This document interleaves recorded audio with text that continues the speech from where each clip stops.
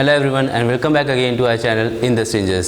सो ये हमारा फोटोसिंथेसिस का लास्ट वीडियो होने वाला है, यानी फोटोसिंथेसिस के चैप्टर को आज हम फिनिश कर देंगे। एनसीईआरटी में जितनी भी चीज़ें दी है सब कुछ हमने पढ़ लिया। लास्ट टॉपिक बचा है क्या, फैक्टर्स अफेक्टिंग फोटोसिंथेसिस, यानी कि वो फैक्टर्स जो कि फोटोसिंथेसिस के रेट को डिटरमाइन करेंगे।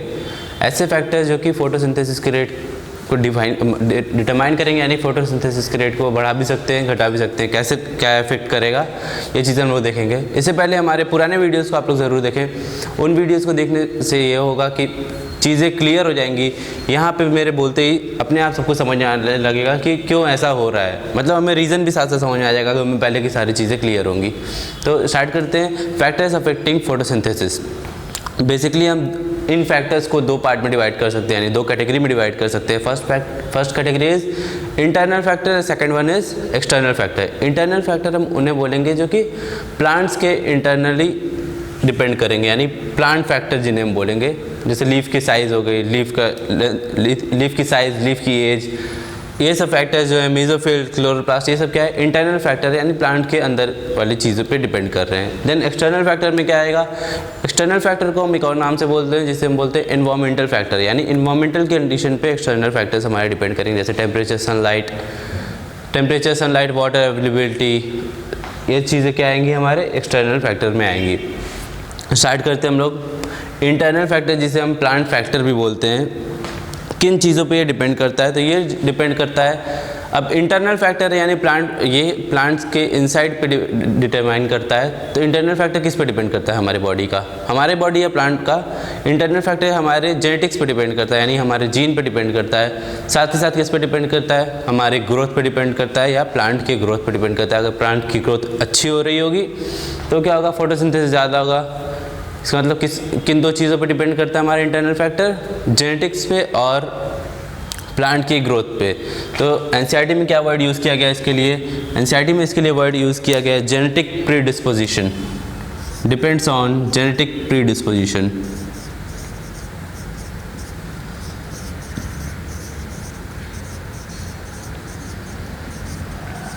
जेनेटिक प्रीडिस्पोजिशन एंड ग्रोथ, ये क्या होगा, हमारा इंटरनल फैक्टर किन चीज़ों पे डिपेंड करता है।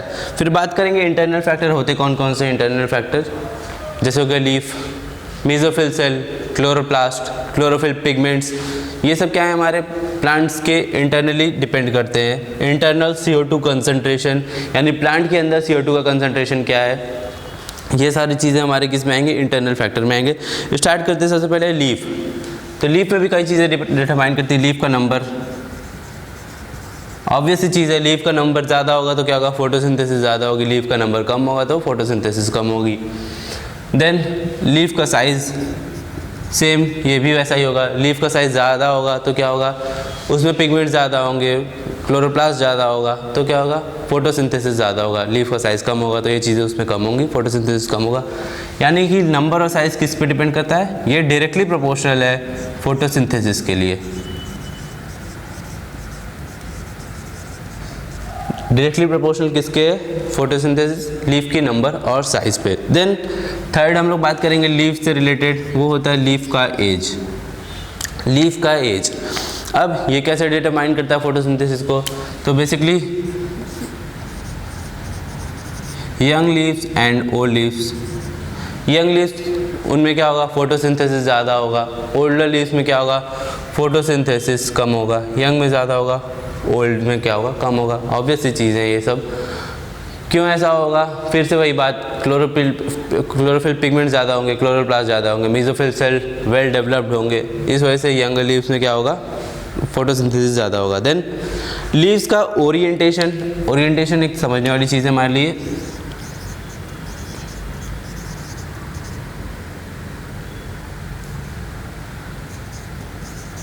ओरिएंटेशन यानी लीव्स अपने आप को किस वे में अलाइन करते हैं सनलाइट के प्रेजेंस में।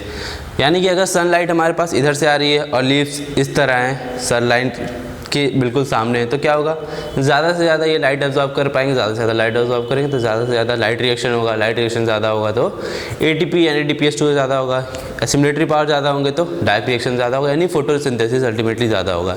कब, जब लीफ अपने आप को इस वे में अलाइन करता है कि सनलाइट ही डायरेक्टली एब्जॉर्ब कर पाए। बट अगर इसका ओरिएंटेशन ऐसा कुछ हुआ, यानी सामने की तरफ हुआ या इस तरफ हुआ, तब क्या होगा, ये सनलाइट को डायरेक्टली एब्जॉर्ब नहीं कर पाएंगे, तब क्या, फिर से लाइट कम एब्जॉर्ब होगा तो लाइट रिएक्शन कम होगा, डार्क रिएक्शन कम होगा, अल्टीमेटली फोटोसिंथेसिस कम होगा। समझ आया हमारे लिए लीफ का ओरिएंटेशन कैसे डिपेंड करता है, लाइट के एब्जॉर्प्शन पे। ओरिएंटेशन क्या डिटरमाइन करेगा कि लाइट कितना एब्जॉर्ब हो पा रहा है। देन मीजोफिल सेल्स हमें पता है एक special type of cells present होते हैं जिसमें हाई नंबर ऑफ क्लोरोप्लास्ट होता है, यानी वेल डेवलप्ड मीजोफिल सेल्स होंगे तो क्या होगा, फोटोसिंथेसिस ज़्यादा होगा, यानी कि मीजोफिल का कॉर्टेक्स वेल डेवलप्ड होना चाहिए।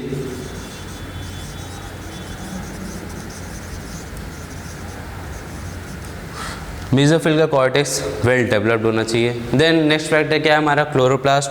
पहले ही इसके बारे में बता दिया है मैंने, एक क्लोरोप्लास्ट का नंबर ज़्यादा होगा तो क्या होगा, फोटोसिंथेसिस का रेट ज़्यादा होगा। देन क्लोरोफिल क्या है हमारा, पिगमेंट है जो कि लाइट को एब्जॉर्ब करता है, इसका मतलब क्लोरोफिल पिगमेंट ज़्यादा होंगे तो क्या होगा, फोटोसिंथेसिस ज़्यादा होगा, यानी क्लोरोफिल पिगमेंट्स मोर।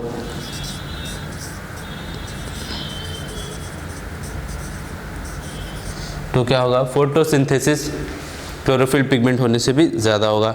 देन इंटरनल CO2 कंसंट्रेशन, यानी सेल्स के अंदर, प्लांट्स के अंदर इंटरनली CO2 कितने प्रेजेंट है। CO2 कंसंट्रेशन हम लोग दो बार देखेंगे, एक बार तो इंटरनल CO2 कंसंट्रेशन, एक बार होगा इन्वायरमेंटल कंडीशन में भी CO2 यानी जो इन्वायरमेंट में प्रेजेंट है। बट यहाँ हम किसकी बात कर रहे हैं, since we are talking about plant factor और internal factor, here will discuss only about internal CO2 concentration. यहाँ पे हम सिर्फ और सिर्फ इंटरनल CO2 कंसंट्रेशन की बात करेंगे। इंटरनली अगर CO2 कंसंट्रेशन ज़्यादा होगा तो क्या होगा, ज़्यादा से ज़्यादा CO2 को हम फिक्स कर सकेंगे, इसका मतलब फोटोसिंथेसिस ज़्यादा होगा।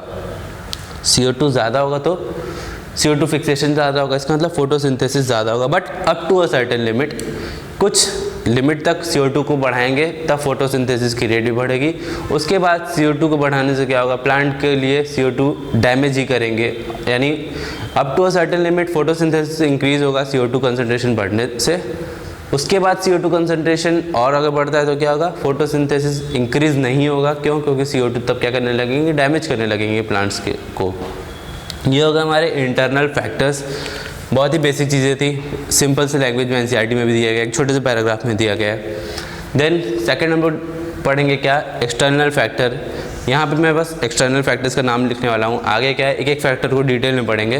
तो सबसे पहला फैक्टर हमारे क्या है, सबसे पहला फैक्टर NCERT में दिया गया है सनलाइट।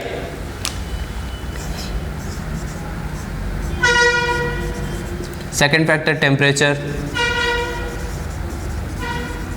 सेकेंड फैक्टर क्या दिया गया है, टेम्परेचर। देन CO2 कंसंट्रेशन, जिसे हम बोलेंगे इन्वायरमेंटल CO2 कंसंट्रेशन। यहाँ पे क्या था, internal CO2 concentration, and here we will talk about environmental CO2 concentration.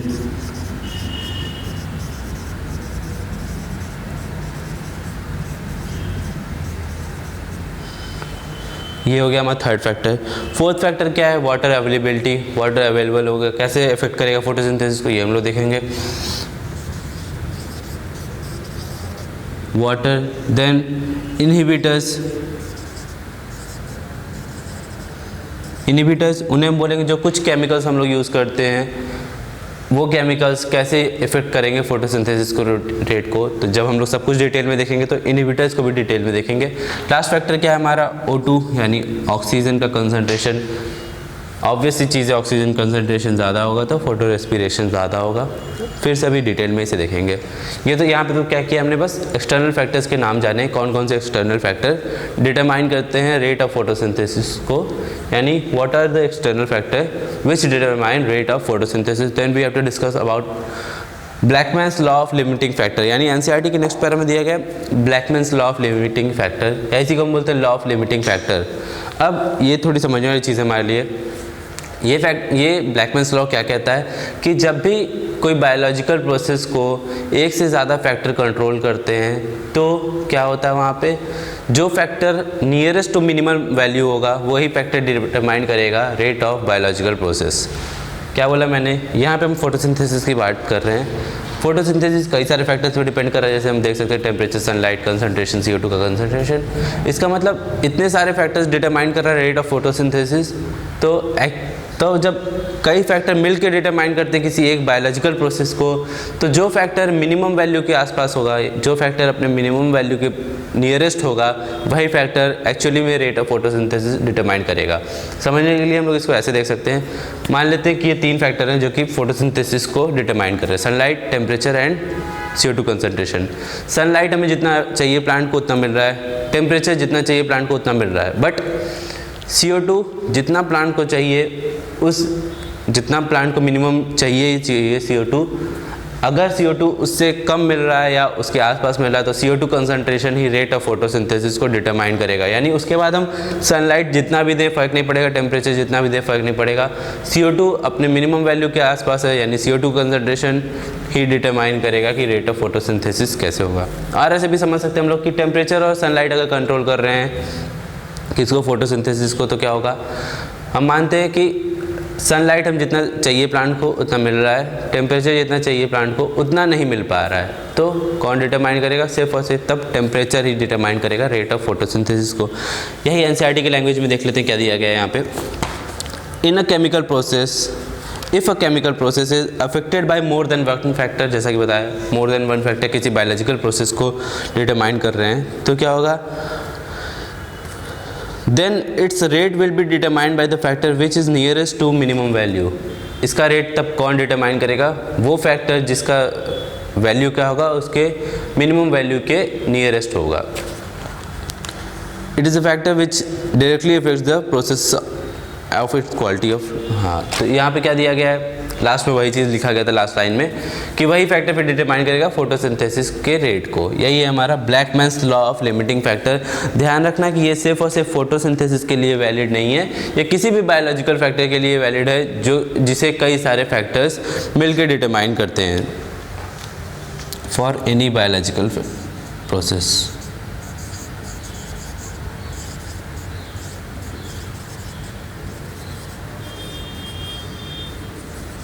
किसी भी बायोलॉजिकल प्रोसेस जो कि कई सारे फैक्टर से डिटरमाइन करते हैं, वहाँ पे कौन सा लॉ लगता है, ब्लैकमैन्स लॉ ऑफ लिमिटिंग फैक्टर। तो हमने देख लिया एक्सटर्नल फैक्टर, इंटरनल फैक्टर और एक्सटर्नल फैक्टर। एक्सटर्नल फैक्टर अब डिटेल में पढ़ेंगे। तो हम लोग देखते हैं वापस से एक एक एक्सटर्नल फैक्टर को डिटेल में। सबसे पहला फैक्टर हमारे सामने है लाइट। सबसे पहला फैक्टर हमारे सामने है लाइट। लाइट के बारे में 3 चीज़ें हमें पढ़नी है, duration of light, quality of light और इंटेंसिटी ऑफ लाइट। पहले ये तीनों चीज़ों को हमें समझना है होते क्या हैं। ड्यूरेशन ऑफ लाइट समझ में आ रहा है, लाइट का ड्यूरेशन क्या है, यानी कितने घंटों के लिए लाइट अवेलेबल है। यानी कि मान लेते हैं कि सुबह के टाइम पे धूप निकली, कभी किसी दिन होता है कि जल्दी धूप ख़त्म हो जाती है, किसी दिन देर तक धूप होती है, तो ये क्या हुआ हमारा duration of light. Then quality of light की लाइट का वेवलेंथ क्या अवेलेबल है। जैसे हमने देखा ना विजिबल रेंज में 400 नैनोमीटर से लेकर कितने नैनोमीटर तक, 700 नैनोमीटर हमारा विजिबल रेंज में आता है। तो कौन से वेवलेंथ की लाइट अवेलेबल है, ये हुआ quality of light. Then light intensity. Light intensity की हम लोग कैसे बात करते हैं, आम लैंग्वेज हम लोग बोलते हैं धूप बहुत कड़ी निकली है, तो यही क्या हुआ लाइट इंटेंसिटी। किसी दिन क्लाउडी डे होता है, उस दिन क्या होती है लाइट की इंटेंसिटी कम होती है। किसी दिन फुल सनी डे होता है तो वो क्या होता है लाइट इंटेंसिटी ज़्यादा होती है, जिसे हम बोलते हैं धूप बहुत कड़ी निकली है। एक एक करके देखते हैं ये फैक्टर्स कैसे, यानी लाइट के तीनों फैक्टर्स कैसे रेट ऑफ फोटोसिंथेसिस को डिटरमाइन करते हैं। सबसे पहली चीज़ duration of light rate of photosynthesis को नहीं बढ़ाता है, ये सिर्फ और सिर्फ फोटोसिंथेसिस के अमाउंट को बढ़ाता है। रेट ऑफ फोटोसिंथेसिस यानी कि कम टाइम में ज़्यादा से ज़्यादा फोटोसिंथेसिस होना, तो duration of light rate of photosynthesis को नहीं बढ़ाता, ये सिर्फ और सिर्फ क्या बढ़ाता है, हमारा प्रोडक्ट कितना बन रहा है यानी कि कितना ग्लूकोज बन रहा है उसको बढ़ाता है। तो ड्यूरेशन ऑफ लाइट किसको बढ़ाता है, it does not determine rate of photosynthesis, it only affects the product of photosynthesis.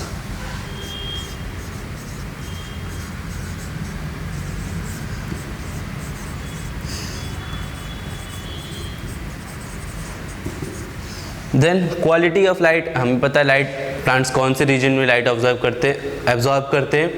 Plant absorb करते हैं 400 नैनोमीटर से लेकर 700 नैनोमीटर तक की लाइट, जिसे हम बोलते हैं visible range of light. Visible range of light हमने बहुत वीडियोस पहले एक टॉपिक पढ़ा था जिसे हम बोलते हैं एब्जॉर्प्शन स्पेक्ट्रम। एब्जॉर्प्शन स्पेक्ट्रम यानी कौन से लाइट को प्लांट ज़्यादा एब्जॉर्ब कर सकते हैं। तो इसका एक ग्राफ भी दिया गया है एनसीईआरटी में, हमने वहाँ पे डिस्कस भी किया था। उस ग्राफ को वापस से देखिए, वहाँ पे हमने देखा था कि प्लांट किस लाइट में ज़्यादा फोटोसिंथेसिस शो करते हैं। तो वहाँ पे हमने देखा मोस्ट इफेक्टिव किस लाइट में थे प्लांट्स, मोस्ट इफेक्टिव थे वो ब्लू लाइट रीजन में, और कौन सी लाइट में, यानी 680 नैनोमीटर जो कि हमारा रेड लाइट रीजन है, देन 530 नैनोमीटर जो कि हमारा ब्लू लाइट रीजन है। तो प्लांट्स कौन सी लाइट में सबसे ज़्यादा फोटोसिंथेसिस करते हैं, यही हुआ हमारा quality of light. Most effective red and blue region में, रेड एंड ब्लू रीजन में प्लांट सबसे ज़्यादा फोटोसिंथेसिस करते हैं। देन लीस्ट इफेक्टिव कैसे होते हैं, लीस्ट इफेक्टिव वहाँ पर ग्राफ में देख सकते हैं कि लीस्ट इफेक्टिव प्लांट्स हैं लगभग ग्रीन रीजन में, वहाँ पे सबसे कम लाइट एब्जॉर्ब करते हैं। इसे हम एक और तरीके से समझ सकते हैं कि कोई भी कलर हमें कैसे शो होता है, कोई भी कलर हम अपने आंखों से देख रहे हैं वो हम क्यों देख पाते हैं, क्योंकि वो कलर उस ऑब्जेक्ट से क्या हो रहा होगा, रिफ्लेक्ट हो रहा होगा। वो कलर उस ऑब्जेक्ट से क्या हो रहा होगा, रिफ्लेक्ट हो रहा होगा, तभी हमारे आई को वो विजिबल है। जैसे हम बात करते हैं कि प्लांट्स हम देखते हैं वो यूजुअली लीव्स किस कलर के होते हैं, यंग लीव्स किस कलर के होते हैं, ग्रीन कलर के होते हैं। क्यों? क्योंकि बाकी सारा कलर तो उसमें एब्जॉर्ब हो गया, लेकिन ग्रीन कलर क्या हो रहा है, ग्रीन कलर क्या हो रहा है, लीफ से रिफ्लेक्ट हो रहा है, वही हमारे आई को विजिबल है। इस वजह से लीस्ट इफेक्टिव भी कौन सा कलर है हमारा, ग्रीन कलर ही है, जो कि रिफ्लेक्ट भी हो रहा है और साथ ही साथ उसका सबसे कम एब्जॉर्प्शन हो रहा है। ग्राफ के थ्रू हमने यहाँ पे देखा है। देन लास्ट आता है लाइट इंटेंसिटी, यानी लाइट की इंटेंसिटी कितनी ज़्यादा है। जो हमने अभी थोड़े पहले बात किया कि क्लाउडी डे पे इंटेंसिटी कम होती है, सनी डे पे इंटेंसिटी लाइट की ज़्यादा होती है। लाइट की इंटेंसिटी फोटोसिंथेसिस के रेट को कैसे डिटरमाइन करती है, तो जैसे जैसे लाइट की इंटेंसिटी बढ़ेगी फोटोसिंथेसिस भी बढ़ेगा। जैसे जैसे लाइट की इंटेंसिटी बढ़ेगी फोटोसिंथेसिस भी बढ़ेगा। ऐसा क्यों होगा?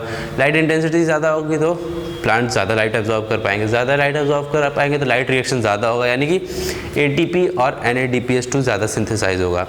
सिंस ATP और NADPH2 ज़्यादा सिंथेसाइज होगा तो अब क्या होगा, वो CO2 का ज़्यादा से ज़्यादा फिक्सेशन हो पाएगा, CO2 का ज़्यादा से ज़्यादा फिक्सेशन होगा तो ग्लूकोज ज़्यादा बनेगा, यानी कि फोटोसिंथेसिस ज़्यादा होगा। इसका मतलब लाइट इंटेंसिटी जैसे जैसे बढ़ेगी वैसे वैसे क्या होगा, फोटोसिंथेसिस भी बढ़ेगा, but up to a certain limit. एक लिमिट तक फोटोसिंथेसिस बढ़ेगा, उसके बाद फोटोसिंथेसिस क्या हो जाएगा, कांस्टेंट हो जाएगा, यानी प्लांट्स क्या हो जाएंगे, सैचुरेट हो जाएंगे। सैचुरेट होने का मतलब उससे ज़्यादा वो लाइट एब्जॉर्ब नहीं कर पाएंगे। जैसे कि हम ग्राफ में भी देख सकते हैं, यहाँ पे पहले तो ग्राफ किसके किसके बीच बनाया गया है, ग्राफ बनाया गया है हमारा रेट ऑफ फोटोसिंथेसिस जो कि y एक्सिस पे है और लाइट इंटेंसिटी जो कि x एक्सिस पे शो किया गया है।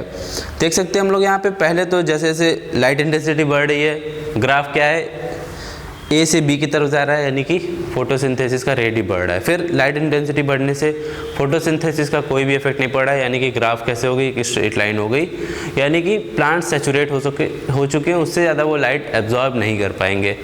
तो light intensity is directly proportional to rate of photosynthesis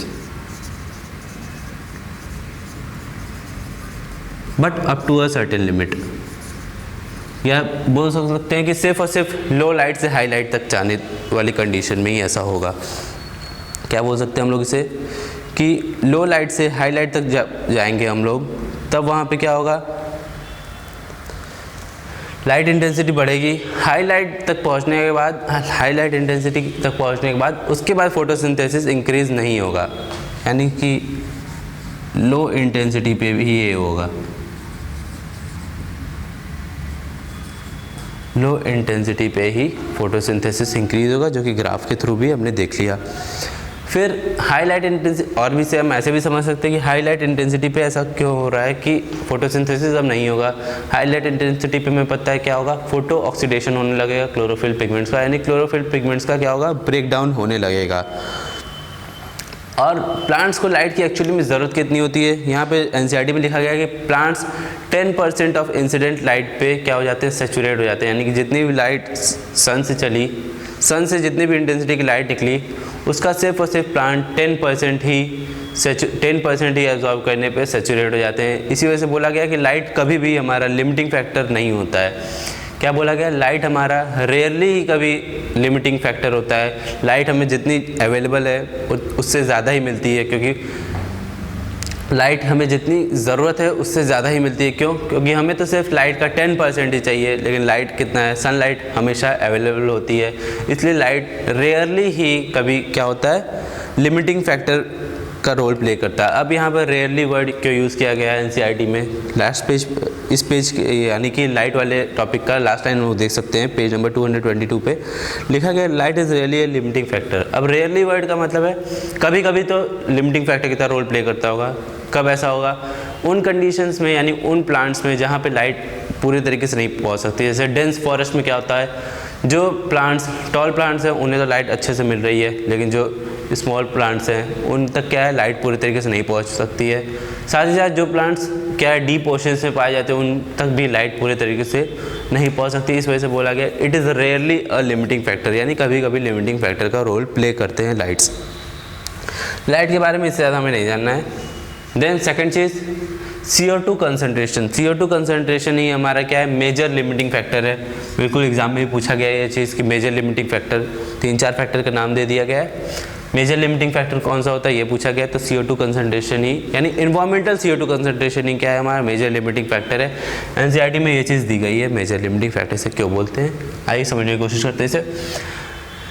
at present atmospheric CO2 concentration usually कितना होता है? एनसीईआरटी में कह दिया गया कि 0.03% से लेके ये 0.04% तक एनवायरमेंटल CO2 कंसनट्रेशन होता है। इसे हम ऐसे बोल सकते हैं 300 ppm या 400 ppm तक एनवायरमेंटल CO2 कंसनट्रेशन होता है, वेयर ppm इज पार्ट्स पर मिलियन। इन्वायरमेंट में CO2 कंसनट्रेशन कितना है? 300 to 400 ppm। At present environment में लगभग 390 ppm क्या है, 390 पार्ट्स पर मिलियन CO2 के प्रेजेंट होते हैं। 390 पार्ट्स पर मिलियन CO2 के प्रेजेंट होते हैं। फिर वहाँ दिया गया CO2 का सेचुरेशन पॉइंट, यानी कि CO2 प्लांट्स को एक सर्टेन लिमिट तक की चाहिए होंगे, उसके बाद क्या होगा, CO2 एब्जॉर्ब नहीं होगा, यानी प्लांट सेचुरेट हो जाएंगे। उसी को बोलते हैं CO2 सेचुरेशन पॉइंट्स। तो CO2 saturation point C3 plant के लिए अलग है, C4 प्लांट के लिए अलग है। अब यहाँ से एक बहुत ही अच्छा सा लॉजिकल क्वेश्चन बनता है कि अगर ग्लोबल वार्मिंग इंक्रीज़ होता है, ग्लोबल वार्मिंग यानी एनवायरनमेंट में CO2 कंसनट्रेशन इंक्रीज़ होता है, तो कौन से प्लांट्स का प्रोडक्शन बढ़ेगा, यानी कौन से प्लांट्स ज़्यादा फोटोसिंथेसिस शो करेंगे। ये क्वेश्चन यहाँ से बहुत ही लॉजिकल सा क्वेश्चन है।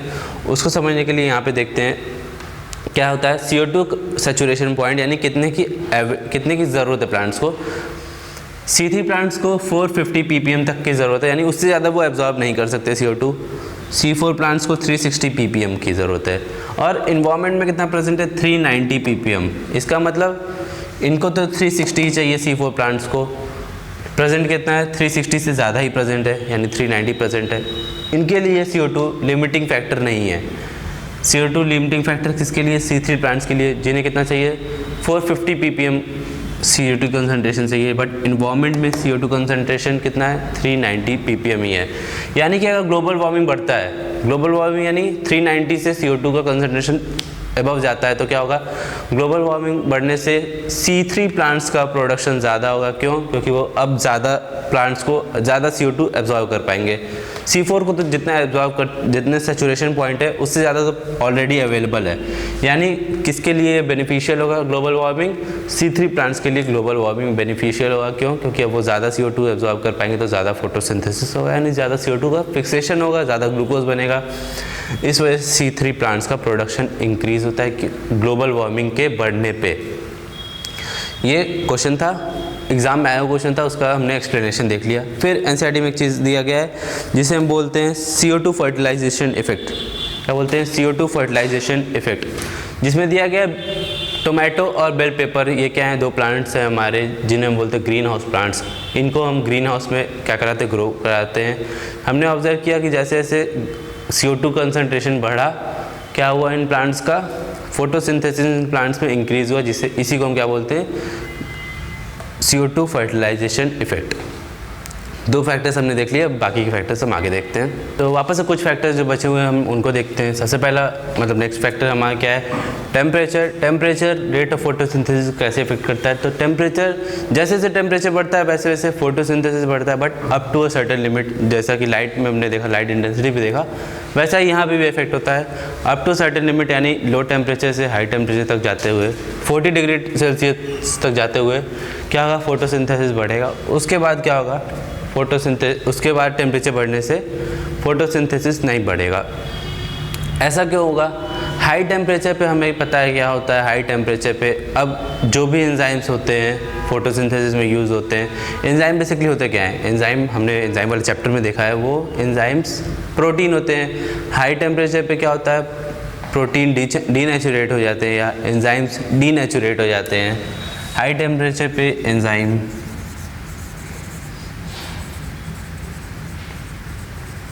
डीनेचुरेट हो जाते हैं, यानी वो अपना फंक्शन सही से नहीं कर पाते हैं। इस वजह से क्या होता है, rate of photosynthesis high temperature पर डिक्रीज होने लगता है। फिर अगर टेम्परेचर बहुत ही लो है, तो क्या होगा, तब हमें पता है एंजाइम क्या होंगे, इनएक्टिव रहेंगे, यानी एंजाइम्स अपनी एक्टिविटी शो नहीं करेंगे। फिर एक चीज़ बोला गया एनसीईआरटी में कि मेनली डायरेक्ट रिएक्शन ही टेम्परेचर से इफेक्ट होता है, यानी मेनली डायरेक्ट रिएक्शन पे ही टेम्परेचर का इफेक्ट आता है। ऐसा क्यों होता है, क्योंकि हमें पता है डायरेक्ट रिएक्शन क्या होता है, एंजाइमेटिकली कैटलाइज्ड होता है। यानी डायरेक्ट रिएक्शन मेनली किस पे डिपेंड करता है, एंजाइम्स पे डिपेंड करता है। अब एंजाइम्स ही अगर सही से फंक्शन नहीं करेंगे तो डायरेक्ट रिएक्शन सही से फंक्शन नहीं कर पाएगा। इसलिए बोला गया कि mainly direct reaction is affected by temperature because direct reaction is enzymatically catalysed.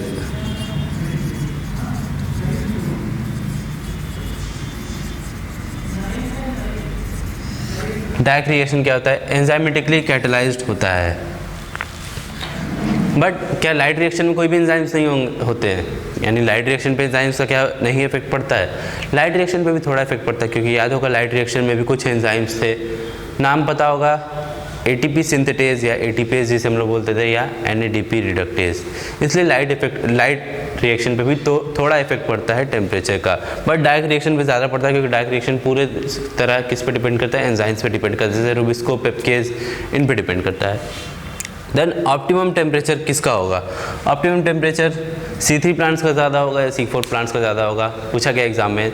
Optimum temperature किसका ज़्यादा होगा, C4 प्लांट्स का ज़्यादा होगा, क्योंकि हमें पता है वो ड्राई ट्रॉपिकल इन्वायरमेंट के लिए क्या हो चुके हैं, अडाप्ट हो चुके हैं। क्यों, क्योंकि उन्हें फोटो रेस्पिरेशन वहाँ नहीं होता है। इसे डिटेल में जानना है तो वापस से हमारा वीडियो देखिए हैचन सेलेक्ट पाथवे पे, या C4 पाथवे वाला वीडियो वहाँ फिर से देखिए, वहाँ पे हम ये चीज़ें डिस्कस कर चुके हैं कि C4 प्लांट के लिए ज़्यादा टेम्परेचर ऑप्टिमम क्यों होगा। अब एग्जैक्ट अगर पूछा जाए तो क्या कितना होता है, C3 प्लांट्स का रेंज है 20 to 25, C4 प्लांट का रेंज है 30 to 40। अब ये चीज़ें लगेगा कि एनसीईआरटी में नहीं दी गई हैं, बिल्कुल ये चीज़ें एनसीईआरटी में दी गई हैं। कहाँ दी गई हैं वो हम लोग देखते हैं। टेबल दिया गया है 221 पेज पे, यहाँ पे नीचे से सेकंड पॉइंट टेम्परेचर ऑप्टिमम पूछा गया है। टेम्परेचर ऑप्टिमम यहीं पे हमारा टेम्परेचर दिया गया है कि C3 प्लांट्स के लिए कितना टेम्परेचर है 20 to 25, C4 प्लांट्स के लिए कितना है 30 to 40। तो एनसीईआरटी में सभी कुछ दिया गया है, बस चीज़ों को आगे पीछे करके दिया गया है, यानी टॉपिक के साथ नहीं दिया गया है, पीछे की तरफ दिया गया था टेबल में, जो कि मैंने कुछ दिन पहले बोला था, कुछ वीडियोस पहले बोला था कि उस टेबल को अटेम्प्ट कीजिए। इस टेबल से काफ़ी इंपॉर्टेंट क्वेश्चन आते हैं। देन नेक्स्ट है हमारा वाटर। अब वाटर के बारे में एनसीईआरटी में फिर से एक बहुत ही अच्छी सी लाइन दी गई है, देखते हैं इसे क्या लिखा गया एनसीईआरटी में। The effect of water as a factor is more through effect of plant rather than directly photosynthesis। यानी वाटर डायरेक्टली फोटोसिंथेसिस को नहीं इफेक्ट करता है, प्लांट्स को इफेक्ट करता है, वो फोटोसिंथेसिस को इफेक्ट करता है। क्या बोला मैंने, वाटर डायरेक्टली फोटोसिंथेसिस को इफेक्ट नहीं करता है। इनफैक्ट वाटर किसको इफेक्ट करता है, प्लांट्स को इफेक्ट करता है, फिर प्लांट्स फोटोसिंथेसिस को कंट्रोल करते हैं। यानी वाटर में याद होगा कि वाटर कहाँ यूज़ आया था, वाटर का यूज़ आया था लाइट रिएक्शन में। लाइट रिएक्शन में कहाँ, फोटोलिसिस ऑफ वाटर में, यानी नॉन साइक्लिक फोटोफॉस्फोरिलेशन में। तो डायरेक्टली ये फोटोलिसिस को इफेक्ट नहीं करता है, बट इनडायरेक्टली ये किसको इफेक्ट करता है, प्लांट्स को इफेक्ट करता है। कैसे इफेक्ट करता है, विल्टिंग ऑफ लीफ और क्लोजर ऑफ स्टोमेटा। तो पहले क्लोजर ऑफ स्टोमेटा समझ लेते हैं। अब वाटर अगर अवेलेबिलिटी कम है वाटर की, तो प्लांट्स क्या करेंगे, स्टोमेटा क्लोज रखेंगे ताकि वाटर लॉस ना हो सके। अब स्टोमेटा क्लोज है तो इफेक्ट क्या पड़ेगा, CO2 नहीं आएगा, CO2 नहीं आएगा तो फोटोसिंथेसिस नहीं होगा। ये क्या था, इनडायरेक्ट इफेक्ट था किसका, वाटर का प्लांट्स पे। फिर प्लांट से क्या करेंगे, फोटोसिंथेसिस को कंट्रोल कर रहे हैं। सेकंड है wilting of leaf. Wilting of leaf हम बोलते हैं कब, लीव्स जैसे हमने देखा है लीव्स सिकुड़ने लगते हैं। लीव्स क्या है, सेनेसेंस में या ओल्ड एज में क्या है कि सिकुड़ने लगते हैं। अब लीव्स अगर सिकुड़ने लगे तो क्या होगा, लाइट को पूरी तरीके से अब्जॉर्ब नहीं करेंगे, लाइट अब्जॉर्ब नहीं होगा तो लाइट रिएक्शन नहीं होगा, लाइट रिएक्शन नहीं होगा तो ATP नहीं बनेगा, NADPH2 नहीं बनेगा, NADPH2 ATP नहीं है तो डायरेक्ट रिएक्शन नहीं होगा, यानी फोटोसिंथेसिस नहीं होगा। ये था वाटर का indirect effect. Oxygen concentration, O2 concentration, इसे हम कैसे डिफाइन करेंगे, हाई कंसंट्रेशन पे हमें पता है अगर O2 का कंसंट्रेशन बढ़ते जाता है तो क्या होता है, फोटो रेस्पिरेशन होता है। फोटो रेस्पिरेशन एक वेस्टफुल प्रोसेस है, ये चीज़ें हमने पहले पढ़ रखी है। Photo respiration,